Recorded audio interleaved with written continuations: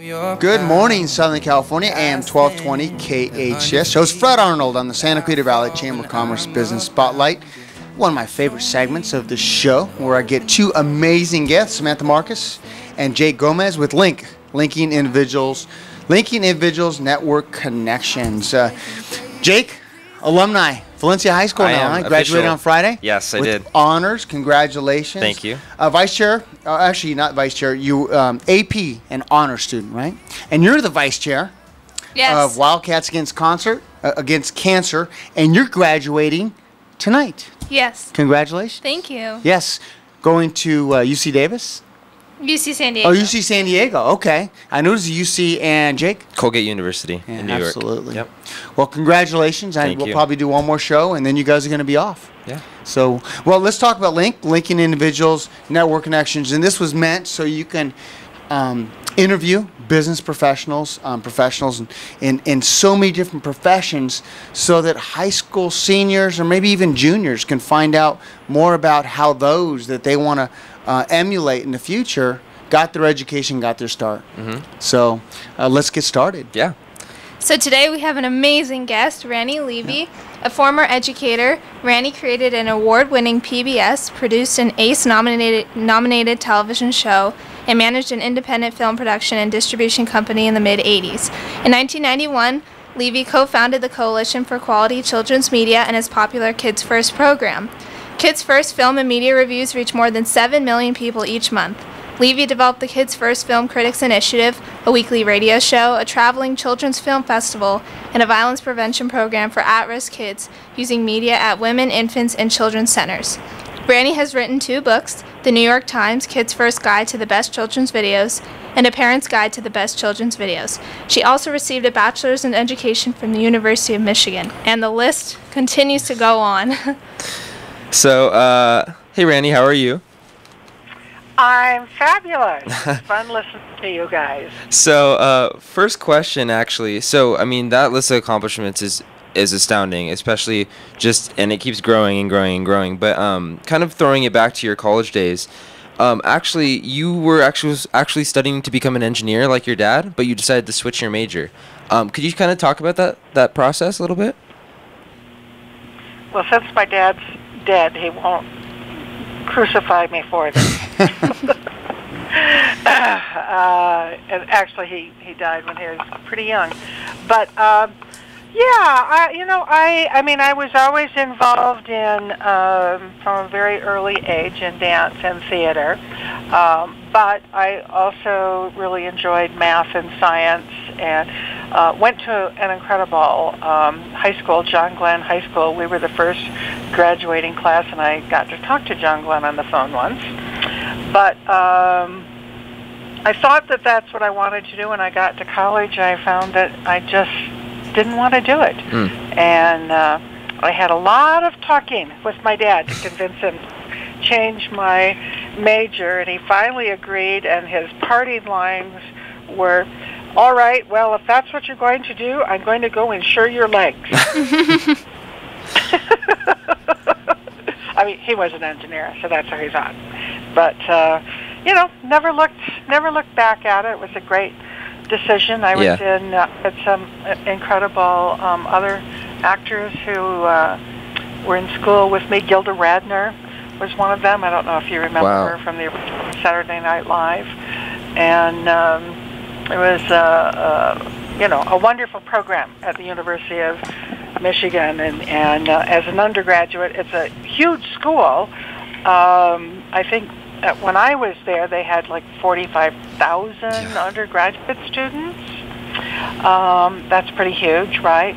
But the thing about it is, when you narrow yourself down to a particular college, and the dance program was in the College of Education at the time, it gets down to a much more reasonable number. And then the dance and theater departments were even smaller. So I think it's true with any university that it may be daunting when you first look at it about how many students that there are. Right. As you narrow it down to the specific field that you're interested in pursuing, it's not like, tens of thousands of people. Right, and you were talking about, Jake just asked you about being an engineer, and now you run your own company called Kids First, and congratulations on that. It's a great success, reaching 7 million views a month. That's amazing, and I think it's really great that kids can still act in a professional manner but still have an adult job. So speaking of creating Kids First, what was your source of inspiration, and like what was your mindset when you wanted to, start something that became so big? Samantha, I usually say sheer insanity. Life has an interesting way of taking you from one place to another.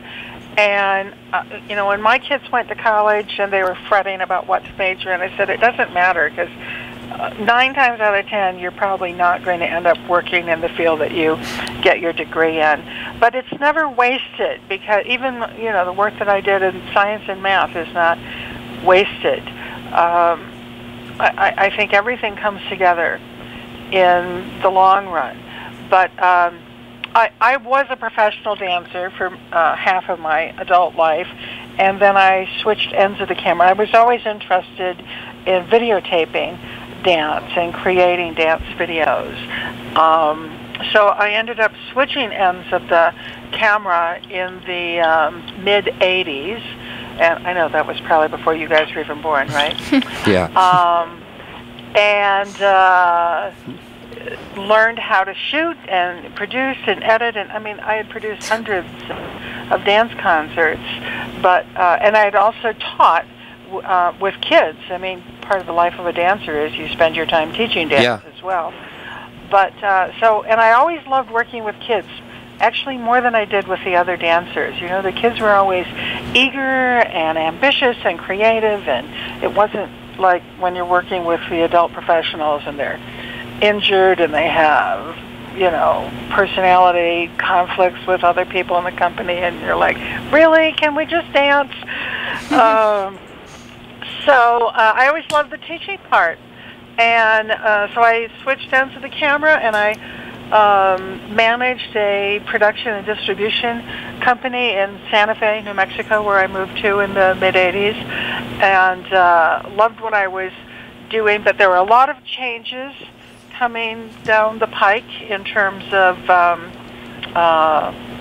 what was happening in that industry, and I kind of morphed into doing what I'm doing now. Started a nonprofit organization, the Coalition for Quality Children's Media, which is a mouthful, and our Kids First initiative, which is reviewing and evaluating media for youth and families, and then we started our Kids First Film Critics, which Samantha has been involved in for the last year.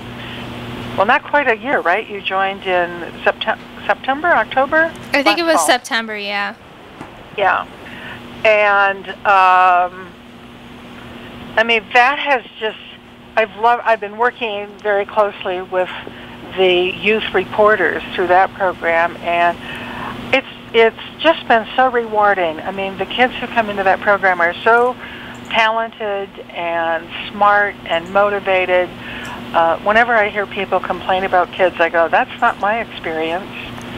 And I work with a team of 50 kids from all over the country, and they just blow me away every day at what they're doing. They're so eager to learn more. We're getting ready to teach our summer boot camps. We'll be teaching for 5 weeks this summer. I'll be in New York City for 4 of those weeks.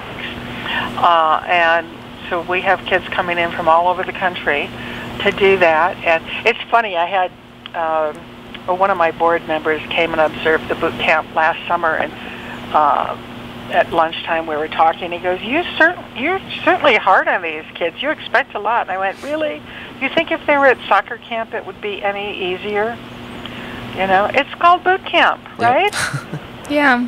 So, they're watching films, they're writing, they're shooting each other, they're editing, they're working in the control room at a television station, all of that in 40 hours. Wow. All of that in a week. They come crazy. in and they can hardly walk and chew gum at the same time, and they go out and they're confident, and they feel like ready to take on the world. So how do you think that, because you talked about how when your kids were deciding college and majors that you said to them, like, don't worry about it, you're probably not going to work in that field anyways. Because you're a successful businesswoman, you started a dance company, you started Kids First. Do you think it would have helped to have a business major, or were you ever was it ever a daunting task starting your own business?